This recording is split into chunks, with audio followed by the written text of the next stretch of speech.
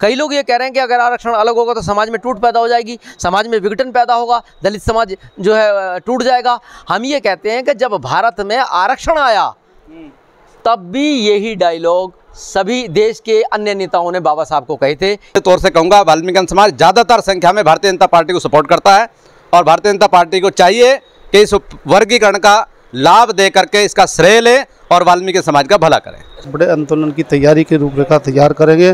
सरकार को जो है इसके लिए जो है पहले हम निवेदन करेंगे। इस समय आप ये जो वीडियो देख रहे हैं ये रुड़की नगर निगम सभागार का वीडियो है। आपको बता दें रविवार को भारतीय वाल्मीकि धर्म समाज भावा 10 की एक बैठक का आयोजन रुड़की नगर निगम सभागार में हुआ, जहां पर उन्होंने वाल्मीकि समाज ने उप वर्गीकरण को लेकर जन चेतना अभियान चलाया। इस अभियान का उद्देश्य अनुसूचित जाति के आरक्षण में उप वर्गीकरण कोटे के भीतर कोटे को लागू करना है। उद्देश्य वाल्मीकि समाज का कहना है कि अनुसूचित जाति के भीतर भी कुछ जातियां ऐसी हैं जो आर्थिक रूप से सामाजिक रूप से बहुत पिछड़ी हुई है और उन्हें आरक्षण पर पूरा लाभ नहीं मिल पा रहा है।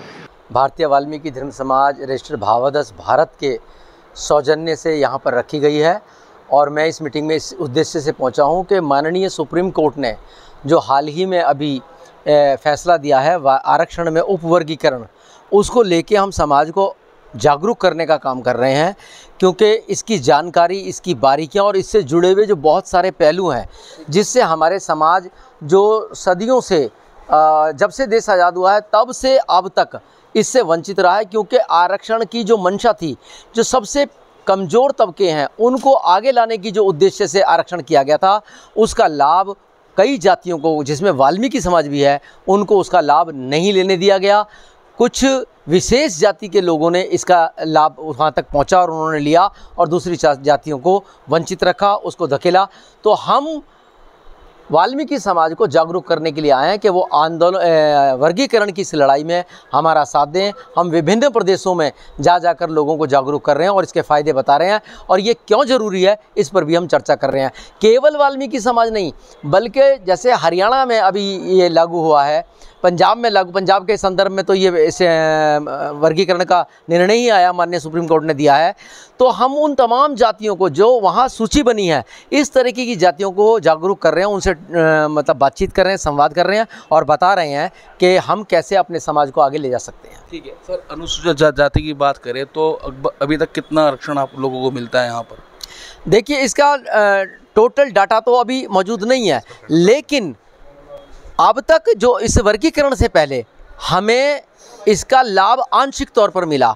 आप सरकारी नौकरियों में देखिए, आप सुप्रीम कोर्ट में जाएं, हाई कोर्ट में जाएं, निचली अदालतों में जाएं, हम ऑन टिप्स हैंगे।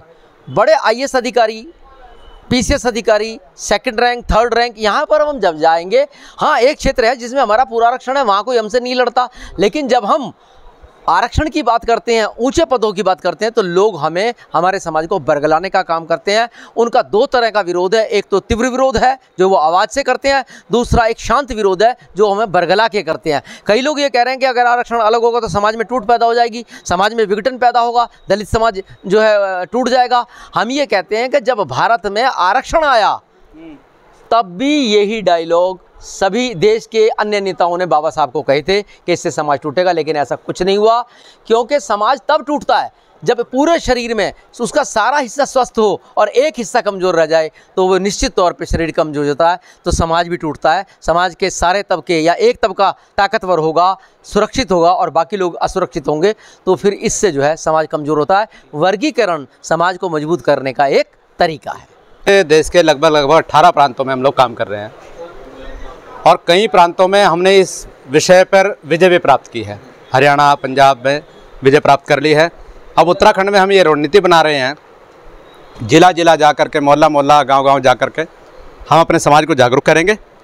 क्योंकि वर्गीकरण को लेकर के हमारे समाज के अंदर जो शुरुआत हुई है, हालांकि हमने इस पर प्रदर्शन भी किया, आपके देहरादून में, आपके हरिद्वार में प्रदर्शन हुआ, आपके चैनल के माध्यम से मैं धन्यवाद भी दूंगा आपका।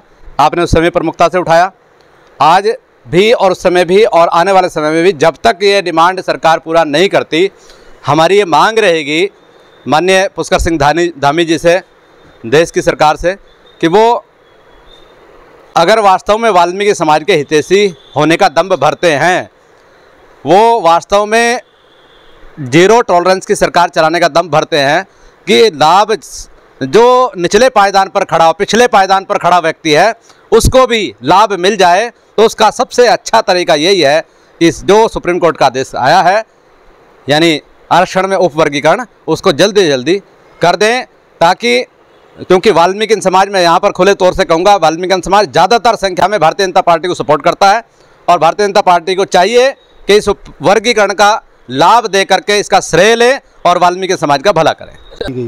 तो हम चाहते हैं कि पूरे प्रदेश में जो लागू हो और समाज को इसमें इसके लिए जागृत कर रहे हैं और समय समय पर इसकी जो बैठकें कर जो एक बड़े आंदोलन की तैयारी की रूपरेखा तैयार करेंगे। सरकार को जो इसके लिए जो पहले हम निवेदन करेंगे, उनसे आग्रह करेंगे, अगर वो उस पर मानते हैं तो ठीक है, तो नहीं अगर जो सरकार उस पर जो लागू कर पाती तो फिर जो हम जो आंदोलन के माध्यम से अपनी बात को जो आगे बढ़ाएंगे। या फिर सफाई व्यवस्था ठप कर दी जाएगी यदि सरकारें आपकी मांगे नहीं मानती? नहीं, देखिए, आंदोलन की रणनीति अब समय की धारा को देखकर और सरकार के रवैये को देखकर तय की जाएगी। हम वो तमाम प्रयास करेंगे, चाहे उसमें अब काम बंद करना है नहीं करना है, वो हमारे जो सीनियर साथी हैं वो सब आपस में तय करेंगे, लेकिन वो हर ज़रूरी चीज़ हम करेंगे जो आरक्षण में वर्गीकरण को लागू करवाने के लिए हमें अपने हितों के लिए करनी पड़ेगी। हम वो तमाम चीज़ें करेंगे। यह लोगों के मन में ये भावना है कि कहीं ना कहीं भावादश के लोग अपने आप को चमकाना चाहते हैं।